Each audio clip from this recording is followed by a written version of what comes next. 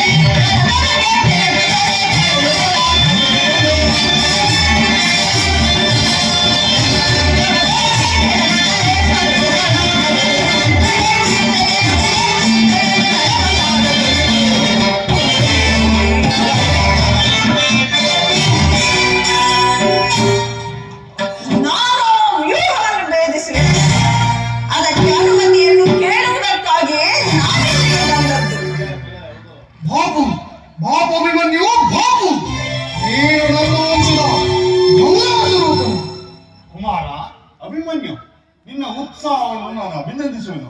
ಆದರೆ ಈ ಕೆಲಸವು ನಿನ್ನಿಂದ ಆಗತಕ್ಕದ್ದಲ್ಲ. ನಾವೆಲ್ಲರೂ ಜೀವಿಸಿದ್ದು ಈ ದುಸ್ಸಾಧ್ಯವಾದ ಕೆಲಸಕ್ಕೆ ನಿನ್ನನ್ನು ಕಳಿಸುವುದು ಲೋಕಾಭಿಮತ ಎನಿಸದು. ದೊಡ್ಡಪ್ಪ, ನಾನು ಚಿಕ್ಕವನೆಂದು ಈ ರೀತಿ ಹೇಳುತ್ತಿದ್ದೀಯಾ? ನಿನ್ನ ಕಣ್ಮುಂದಿರುವ ಈ ಪಾರ್ಥ ಕುಮಾರನ ದೇಹವು ಚಿಕ್ಕದಿರಬಹುದು, ಆದರೆ ಅದರೊಳಗಿರುವ ಜೀವ